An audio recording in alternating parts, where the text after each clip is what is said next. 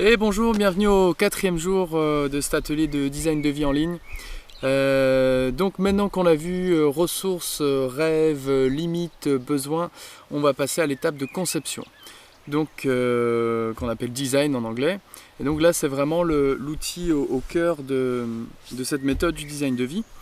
Donc l'idée maintenant c'est de mettre sur un grand papier. Donc vraiment c'est bien d'avoir genre 2 à 3 collés ensemble quoi, sur un papier A2. Et pareil pour les autres documents d'ailleurs. Avec des bouts de papier mobile, je vais vous demander de mettre au centre les activités et les personnes que vous voyez le plus souvent, et vers l'extérieur les activités et les personnes que vous voyez le moins souvent.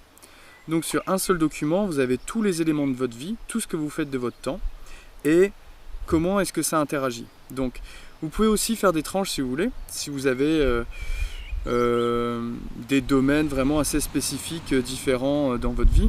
Par exemple, ça peut être le travail, le boulot, tout ce qui est activité professionnelle, tout ce qui est la famille, les loisirs, le bien-être, voilà, ce que vous voulez comme tranche. Vous n'êtes pas obligé de le faire non plus. Et donc une fois que vous aurez fait ça, vous aurez tous les éléments de votre vie en vision d'ensemble. Et là, la question, c'est de se dire quelles sont les interactions. En fait, la gestion de système, c'est vraiment de comprendre, c'est l'analyse d'éléments et de se dire comment il interagit avec d'autres. Comment est-ce que mon activité yoga interagit avec ma famille, qui interagit avec mon travail, qui interagit avec mes loisirs. Comment est-ce que j'interagis avec tels amis et quel effet est-ce que ça peut avoir sur ma famille. Ou le travail que je fais, quel effet ça peut avoir sur ma santé, sur mes loisirs, sur tout ça. Et donc c'est vraiment une vue d'ensemble. Et une fois que vous avez ça, la bonne nouvelle c'est que c'est des papiers mobiles. Et donc vous pouvez vous dire, ça je le fais souvent, mais de façon idéale, donc sans se poser la question de comment je vais faire, oui mais je suis obligé, mais j'ai pas le choix, nana. Non. D'abord la conception, après la mise en œuvre. Donc là juste on prévoit. Donc ça veut dire que le papier qui est au centre, les personnes que je vois régulièrement ou les activités que je fais souvent, que j'ai pas envie de faire, quand je me reconnecte à ça et je suis là et je ressens dans le corps et je me dis ok, quand je suis en train de faire telle activité, comment je me sens? Ok, c'est quelque chose que j'ai envie de mettre vers l'extérieur. Pareil avec les personnes. Telle personne, on se connaît depuis pas longtemps, mais par contre, il y a vraiment quelque chose qui se passe, j'ai envie de le mettre au centre. Je viens juste de commencer à faire de la musique, mais c'est quelque chose qui me passionne, j'aimerais vraiment que ce soit plus présent dans ma vie, donc je vais le mettre au centre. Et donc, c'est ça, interconnexion et zonage, donc c'est les deux outils qu'on va utiliser pour la conception du design de vie. Après, ce que vous pouvez faire, après ça, donc ça c'est quelque chose que vous pouvez jouer avec, vous pouvez y revenir dessus régulièrement, vous pouvez le poser pendant un temps, faire votre vie, revenir dessus, voir que ça a évolué. Et voilà, vous pouvez utiliser ça pour visualiser tous les éléments de votre vie, voilà, dans les prochains temps aussi. Il y a aussi un outil qu'on appelle le mandala holistique. Donc ça ressemble un peu à celui que vous avez fait hier avec besoin, stratégie, activité. Sauf que là c'est un mandala avec au centre les valeurs et les éthiques. Donc les valeurs et les éthiques, les principes, les stratégies, les activités. Donc c'est quelque chose qu'on utilise beaucoup en permaculture pour éviter justement de faire une technique, de faire une culture sur but ou une spirale d'herbes aromatiques ou je sais pas quoi, sans avoir compris les principes et les stratégies. Et donc là c'est pareil. Avant de mettre en place l'activité professionnelle ou quoi, on va comprendre c'est quoi mon éthique, les principes et les stratégies qui vont pour découler sur des activités. Donc je vous donne l'exemple du mandala holistique de la caravane de permaculture. Donc au centre, on a mis prendre soin de la terre, prendre soin de l'homme, créer de l'abondance, redistribuer les richesses. Et comme principe, donc le principe c'est vraiment très vague, quoi. C'est vraiment ce qui est sous-jacent. C'est, par exemple, sur le mandala holistique de la gestion d'eau, vous pouvez voir l'éthique, prendre soin, qui est accès à l'eau propre pour tous. Les principes, c'est grands principes de l'eau. Donc par exemple, l'eau c'est H2O, il y a les 4 états de l'eau, le cycle de l'eau, ça agit par la gravité. C'est des grands principes qui sont à l'œuvre pour l'eau. Les stratégies, répartir, infiltrer, stocker l'eau, tout ça c'est des stratégies. Et les activités, ça va être de faire des mares, des bestiaires, des cordons pierreux, des stocks d'eau et compagnie. Et donc on a la cohérence entre tout. Et en gros c'est pourquoi, comment et quoi, pour simplifier. Donc pour la caravane de permaculture, Dans les principes, on a mis « permettre à chacun un accès à la connaissance et aux innovations ». C'est comme un objectif général. Dans les stratégies, on va mettre « contribuer à l'émergence de nouveaux formats d'éducation populaire », s'engager dans la création d'outils libres et évolutifs. Et les activités, du coup, de créer du matériel pédagogique, de rassembler des équipes, d'organiser des stages et compagnie. Donc voilà, ça découle. Donc vous pouvez utiliser ça aussi pour un design de collectif. Donc si vous vous rassemblez et que vous voulez faire un écolieu, un éco-village avec des amis, vous pouvez aussi utiliser ce mandala holistique pour visualiser vraiment tout ce que vous faites, pourquoi, quelle stratégie et tout ça. Voilà. Après, il y a l'étape où on va prévoir la mise en œuvre étape par étape.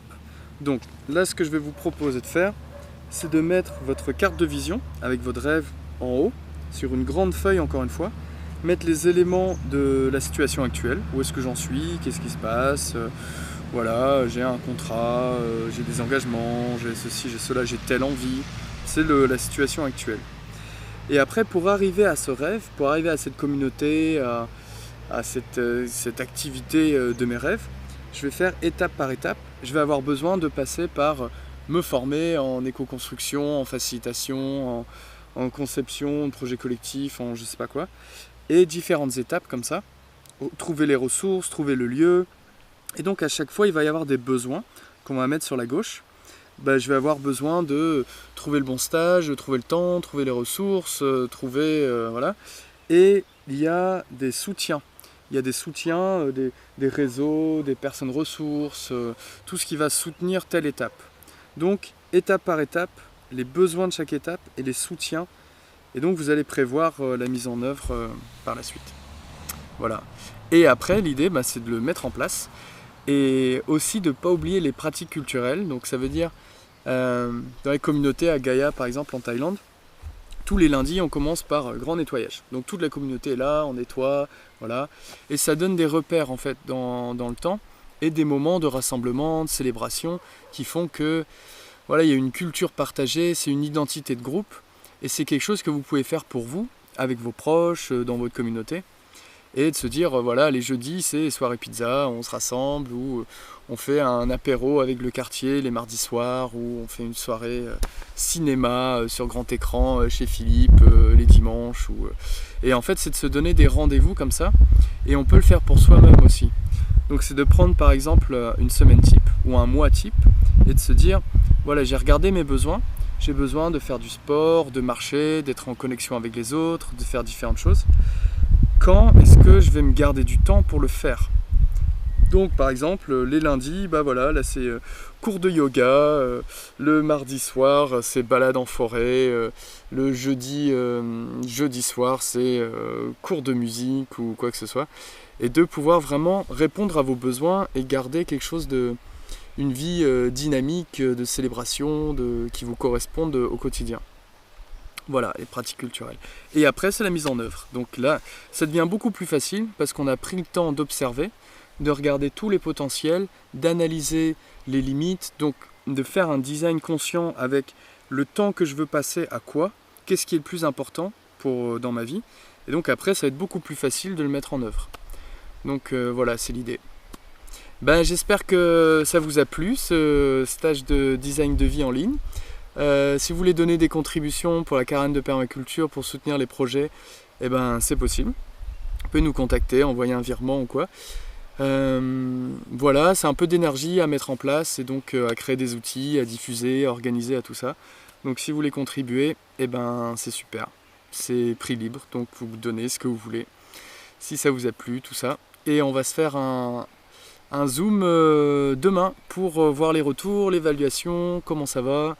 Qu'est-ce que vous avez appris? Est-ce que vous avez des conseils pour moi pour améliorer la méthode, pour la gestion du stage et tout ça? Et voilà. Sur le site de la caravane, vous pouvez trouver d'autres ressources, un mini-manuel de conception et facilitation de projets collectifs. Bientôt, on fait un stage de vivre en harmonie avec son collectif du 11 au 15 juin. Donc si vous voulez participer, c'est bienvenu aussi. Et s'il y a des gens qui sont intéressés pour faire un forum d'éco-projet en ligne, je suis en train de concevoir ça. Donc s'il y a des gens qui sont motivés, n'hésitez pas à me contacter. Et voilà. Et n'hésitez pas à partager le manuel à vos proches, à en parler autour de vous. Et voilà. Et ben voilà, j'espère que ça vous a plu. Et à tout bientôt. Et voilà, joyeux design et bonne route. Merci.